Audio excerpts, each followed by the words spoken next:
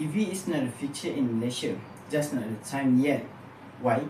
Because electric car or EV, despite being a huge futuristic image and simpler model car, as they said, our fault they realize that our country is getting more unprepared every day to let a huge amount of EV cars to hit the road.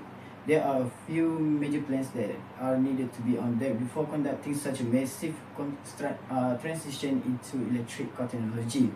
With that being said, the number of car production of EV here is uncontrollable, meaning it's safe to say that this is quite rational action to take. I am Zami, representing the voice of people who are aware of this issue and want to advocate that EV cars need to be controlled in numbers for the time being instead of letting the numbers grow in Malaysia. From a few articles that and study materials that I read, I know Malaysia could not handle the massive amount of EVs yet. It's important to still let the time flow a lot more to develop the technology requirement and demand more research before letting all the EVs hit the road and even replace the petrol car. The numbers of EV cars needs to be controlled in Malaysia because it's impractical in its local environment at this moment. You can judge it yourself by understanding 3 reasons why the EV needs to be controlled in the numbers. First, the deficiency of infrastructure. Second, the safety issue. And third, the EV waste. These reasons are explaining why having aggressive marketing of EV in Malaysia is quite unrational at this moment. We are going to look upon the first reason why we need to strictly control the number EV growing, which is the deficiency of infrastructure at this moment. First, we are going to point the obvious important infrastructure to an EV, which is a charging station, whose ratio to the EV itself quite low. Till 31st March 2025, functional charging terminals are available according to the MapNet is only 4,161, while the EV cars has reached over 36,000 around the same time. Even the fact that refill can be relatively slow, unlike the petrol car, definitely cause bottleneck on the charging port. This will cause biggest traffic congestion not on the road but at the charging terminal. The worst problem can happen where the distribution charging ports is not balanced across the Malaysia. Here's the fact, where the Penang alone have 393 charging ports, surpassing the numbers in Kelantan 27, Terengganu 45, and Pahang 122. This will trigger a much more congestion in certain areas, explaining why we must control the numbers of EV. Some people said that the number of ports is increasing. Yes, the number of charging ports is increasing fast, but the production of EV is way faster. A charging terminal will be ready in a month or more, but the EV will produce every day. Let's visit to the second reason. It is because of the EV safety issue. Have you ever heard of a case where a car initiated a fire in a parking lot? Take a quick guess. Who is the suspect?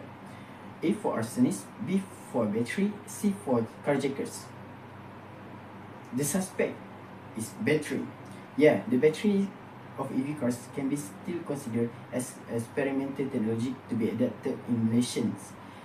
Because the uses of battery can be skeptical where the EV battery is constantly being used outdoor and exposed to the constant heat, unlike the battery in smartphone or our laptop.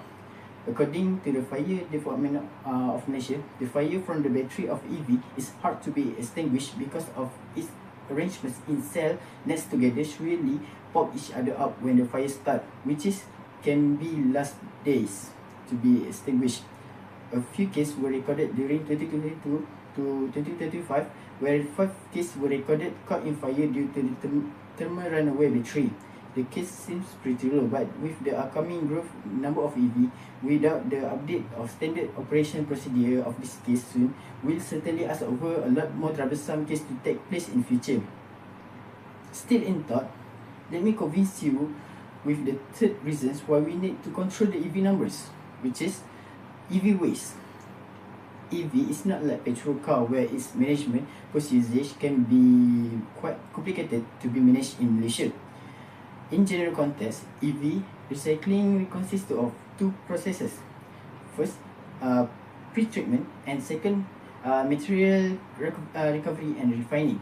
The Western country like US acquire these two processes, but Malaysia has only the capable to complete the pre-treatment only.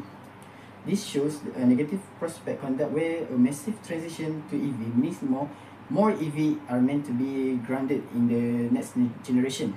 Based on 8-year battery life cycle and EV registration data from 2022, EV indicates 40,000 EVs will be recycling by 2023, 2030, rising to 330 by 2040 and 870,000 by 2050, according to Azrul Reza Raziz, Malaysia Automotive Robotics and IoT Institute Chief Executive. That such a nightmare will be tomorrow's problem.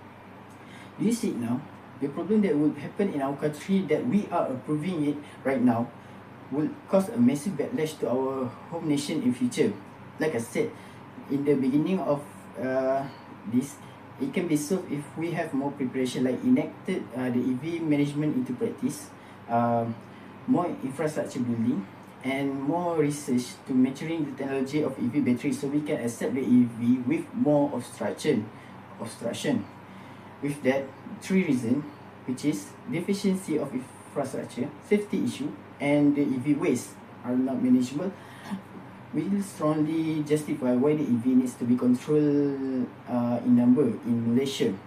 I have personally initiated a link to demand more research on the EV and delay a purchase overnumbered orders in every EV car dealers. Advocate to policy slowdown to the administration.